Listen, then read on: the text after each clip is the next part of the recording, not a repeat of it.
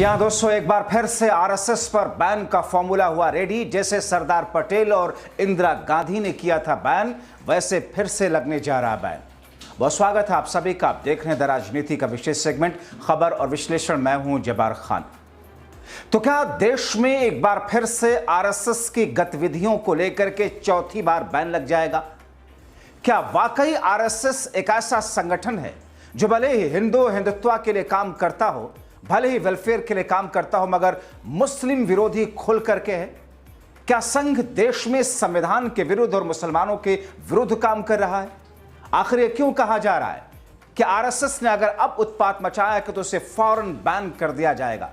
आखिर ये बयान किसका है? क्या मोदी सरकार से जुड़े हुए किसी व्यक्ति का है या फिर विपक्ष या कांग्रेस पार्टी से जुड़े हुए व्यक्ति का है? मगर क्या वाकई आरएसएस को बैन किए जाने की जरूरत है? क्या वाकई आरएसएस के जड़ में ऐसी चीजें हैं जिसे मुस्लिम दुश्मनी के बुनियाद पर ही खड़ा किया गया, बनाया गया? दोस्तों विस्तार से आपको बताते हैं, अंत तक इसे जरूर देखें। दोस्तों कुछ घंटे पहले एक ऐसा बयान आया जिसने देश की राजनीति में हलचल पैदा कर दिया कि आरएसएस नफरत को बढ़ावा दे रहा है, आरएसएस उत्पात मचा रहा है, आरएसएस संविधान और कानून लोकतंत्र के विरुद्ध अपनी बात रख रहा है। आरएसएस के प्रमुख मोहन भागवत ने कहा कि आजादी 2014 में, देश की आजादी 2014 में मिली, जिस पर राहुल गांधी ने कहा था कि अगर ये कहीं दूसरे देश में होते तो उनको सलाखों के पीछे डाल दिया गया होता। आरएसएस से जुड़े हौसबुले ने कहा कि संविधान के अंदर से समाजवाद और धर्मनिरपेक्ष को हटा दिया जाना चाहिए, इस पर विमर्श होना चाहिए। अगर किसी दूसरे देश में होके तो वाकई इनको भी जेल में डाल दिया गया होता।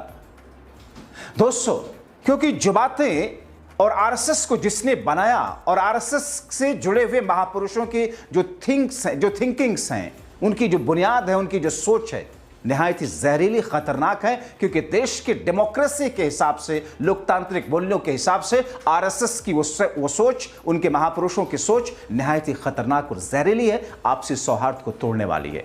किताबें भरी पड़ी हैं, आप देख लीजिए हेडगेवार को उठा करके उनकी किताब को, आप देख लीजिए सावरकर को उठा करके, आरएसएस से रहे हो या ना रहे हो, आप देख लीजिए गोलवलकर को उठा करके, आप देख लीजिए सावरकर के संघ से जुड़े हुए लोगों के बयान को उठाकर, आप देख लीजिए बीजेपी नेताओं के बयान को। दोस्तों कांग्रेस के अध्यक्ष है मौजूदा वक्त में मल्लिकार्जुन खड़गे, उनके बेटे हैं, कर्नाटका में मंत्री हैं प्रियांक खड़गे। उन्होंने ऐलान किया है कि अगर कांग्रेस पार्टी फिर से केंद्र की सत्ता में आती है तो राष्ट्रीय स्वयंसेवक संघ यानी कि आरएसएस को देश भर में बैन कर दिया जाएगा। कांग्रेस के वरिष्ठ नेता और लोकसभा में नेता प्रतिपक्ष राहुल गांधी लगातार आरएसएस पर प्रहार करते रहे, संगठन पर देश को बांटने का आरोप लगा चुके हैं। लेकिन प्रियांक खड़गे ने आरएसएस पर राष्ट्रव्यापी प्रतिबंध की बात कहकर एक नई बहस को शुरू कर दिया। प्रियांक खड़गे ने खुलकर कहा कि आरएसएस समाज में नफरत फैला रहा है। प्रियांक कहते हैं कि देश का बच्चा बच्चा जानता है कि देश में नफरत कौन फैला रहा है, कौन सांप्रदायिक हिंसा के लिए जिम्मेदार है, कौन है जो संविधान बदलने की बात कर रहा है। आरएसएस अपनी राजनीतिक शाखा बीजेपी से जरूरी सवाल क्यों नहीं पूछती कि देश में बेरोजगारी क्यों बढ़ रही है, पहलगाम में आतंकी हमला कैसे हुआ। ये ना पूछकर संघ के लोग समाज में नफरत फैलाने का काम कर रहे हैं, संविधान विरोधी काम कर रहे हैं। सत्ता में आने के बाद कानूनी प्रक्रिया के तहत वो कहते हैं कि आरएसएस को देश में बैन किया जाएगा। दोस्तों कांग्रेस पार्टी के अध्यक्ष मल्लिकार्जुन खड़गे के बेटे प्रियांक खड़गे का यह बयान यूं ही नहीं है, बल्कि इसके कारण है, और कारण आप देख रहे हैं। और दोस्तों कोई पहली बार थोड़ी होगा जो आरएसएस से बैन होगा। जिस सरदार पटेल को लेकर चूंकि भारतीय जनता पार्टी के पास में अपने कोई हीरोज नहीं है, देश की आजादी से इनका कोई नाता नहीं था, संघ से जुड़े हुए लोगों का। सावरकर की जिंदगी के 3 पार्ट को अगर छोड़ दिया जाए, पहले भाग को, तो संघ और बीजेपी किसी अपने हीरो को खड़ा नहीं कर सकती कि वो देश की आजादी में उनका कोई योगदान रहा हो। इसीलिए बीजेपी कांग्रेस से जुड़े हुए लोग या दूसरे महापुरुषों को अपनी तरफ ला करके उनसे चिपकना चाहती है। सरदार पटेल के लिए इसीलिए भव्य मूर्ति बनवा दी गुजरात में, लेकिन उसी सरदार पटेल ने आरएसएस पे बैन लगाया था, यह कहते हुए कि आरएसएस देश में नफरत फैला रहा है। जिस वक्त महात्मा गांधी की हत्या हुई थी, आरएसएस को उससे जुड़े हुए माहौल बनाने के लिए जिम्मेदार ठहराया था। मैं आपको विस्तार से आगे बताऊंगा कि कैसे उस वक्त आरएसएस के मुखिया ने जब कहा था कि बैन हटाइए तो उन्होंने कहा था, क्या कुछ कहा आपको थोड़ी देर में बताता हूं दोस्तों। इंदिरा गांधी ने भी बैन किया था, और खासतौर पर 1992 में भी जब बाबरी मस्जिद विध्वंस हुआ, उसके बाद में आरएसएस को किस तरीके से बैन किया गया आपको बताते हैं दोस्तों। प्रियांक खड़गे के बयान पहले सुन लीजिए। वो कहते हैं कि ईडी, आईटी, सभी जांच एजेंसियां, सीबीआई सिर्फ विपक्ष के खिलाफ इस्तेमाल की जा रही है। सरकार आरएसएस की जांच क्यों नहीं करती? आखिर उनके पास में पैसा कहां से आ रहा है? आरएसएस का कोई बिजनेस तो है नहीं, आरएसएस कोई फैक्ट्री तो चला नहीं रहा है। और 2014 से पहले आप जाकर के देख लिए, आरएसएस के दफ्तरों को, आरएसएस के लोगों को झोला लटकाकर साइकिल, मोटरसाइकिल लेकर के या छोटी मोटी कार लेकर के चलते थे। अब जाकर के देखिए, आलिशान 7 स्टार दफ्तर से उनके बन रहे हैं, कई जगह बन चुके हैं। जमीनें हर जगह खरीद ली गई आरएसएस के दफ्तरों के लिए। आरएसएस से जुड़े हुए लोग लग्जरी कारों में चल रहे हैं। पैसा कहां से आया? क्या देश के अंदर 100 रुपये डीजल पेट्रोल जो बिक रहा है 35, 40, 45 रुपये डॉलर प्रति बैरल होने के बावजूद, उसके बावजूद जो पैसा बच रहा कहां जा रहा?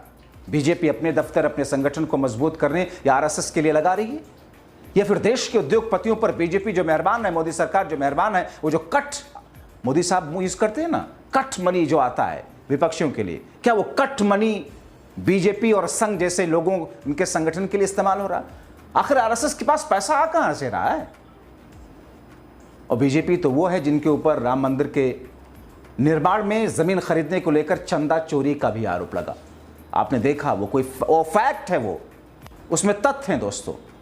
अब चूंकि सरकार में, सत्ता में आप हैं, एजेंसियां आपकी हैं, इसलिए कौन जांच करेगा, कौन क्या होगा। खैर, तो ये पूछते हैं कि आरएसएस के पास पैसा कहां से आता है, उनकी इनकम के सोर्स क्या है?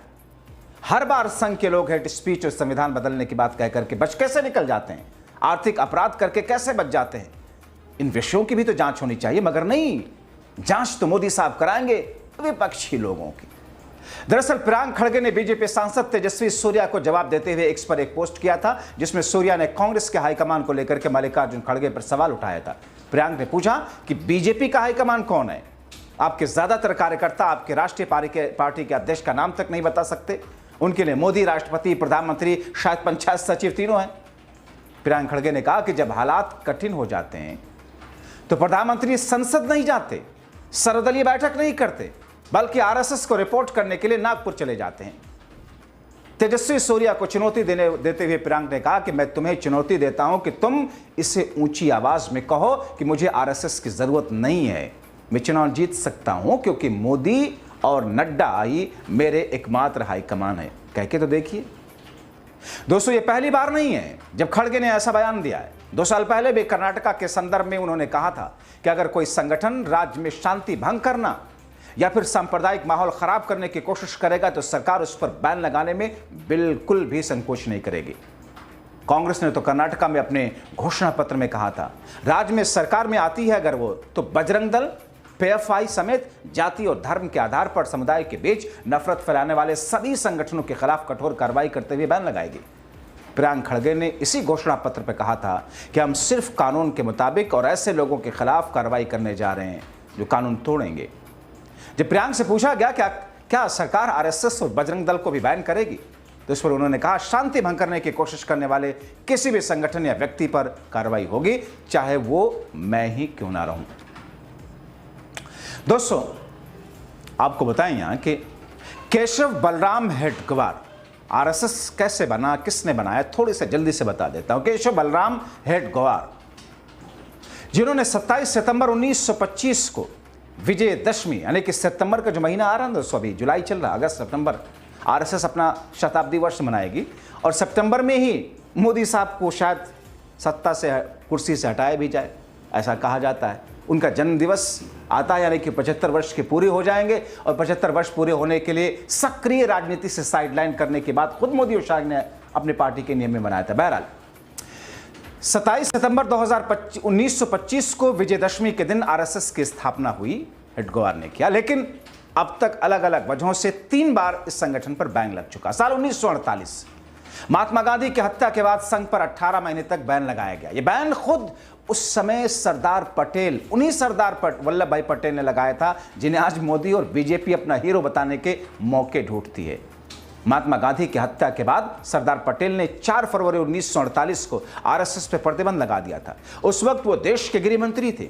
उन्होंने प्रतिबंध लगाते हुए चिट्ठी में कहा था कि इसमें कोई दो राय नहीं कि आरएसएस ने हिंदू समाज की सेवा की है, पर इसका एक चेहरा और भी है जो मुसलमानों से बदला लेने के लिए उन पर हमले करता है। हिंदुओं की मदद करना एक बात है, लेकिन गरीब, असहाय, महिला और बच्चों पर हमला असहनीय है।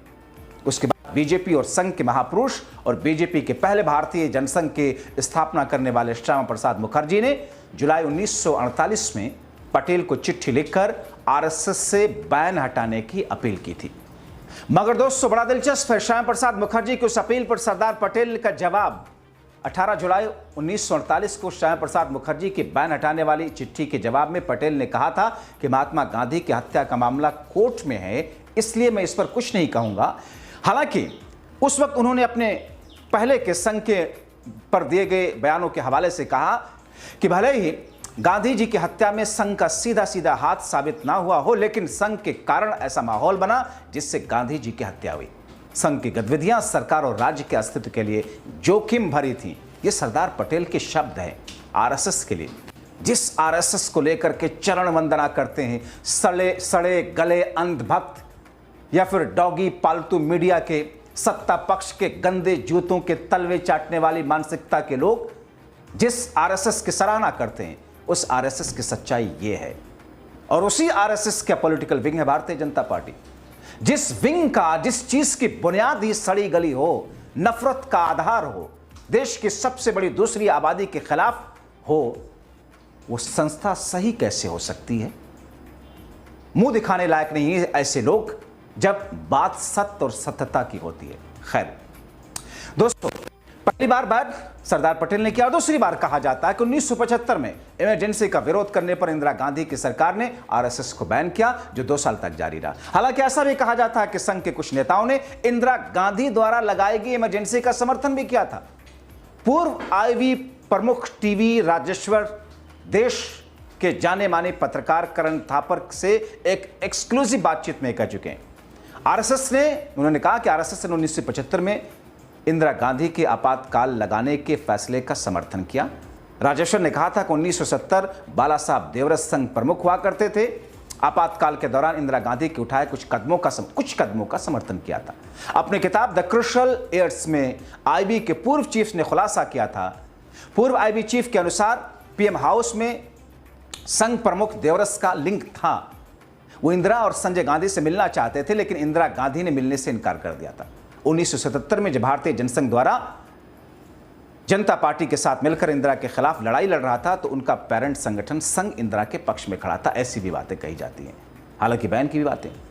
और तीसरी बार आरएसएस पर बैन 1992 में लगा, क्योंकि अयोध्या में बाबरी मस्जिद ढहाने में संघ की भूमिका की बात रही है, लेकिन 6 महीने बाद इस बैन को हटा दिया गया था। दोस्तों, बड़ा दिलचस्प है अयोध्या के विध्वंस का।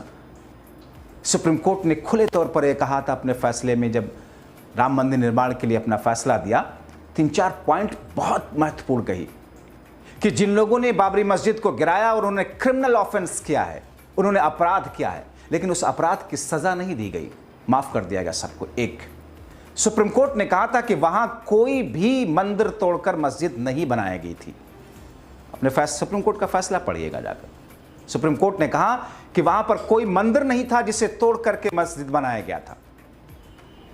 सुप्रीम कोर्ट ने कहा कि देश की जन भावनाओं के हिसाब से वहां पर आस्था के हिसाब से मंदिर बनना चाहिए और राम जन्मभूमि है, इसलिए फैसला देते हैं। सत्य है, इस कड़वे सत्य को देश के अंदर, दोस्तों, दुनिया के इतिहास में जब भी अदालती कुछ फैसलों पर आलोचना होगी तो राम मंदिर के फैसले की आलोचना होगी, क्योंकि सुप्रीम कोर्ट के कई जस्टिस इस बात पर सुप्रीम कोर्ट के फैसले की आलोचना कर चुके कि गलत फैसला था। लेकिन ठीक है, फैसला देश की जनभावना के साथ में था। कई सारे ऐसे फैसले हैं। बहरहाल, आरएसएस को लेकर के अब कांग्रेस के अध्यक्ष के बेटे ने ऐलान किया है, तो क्या केंद्र में अगली बार कांग्रेस आने की उम्मीद कर रही है? और अगर आई तो आरएसएस से बैन हो जाएगा? इंतजार करते हैं। बहुत शुक्रिया।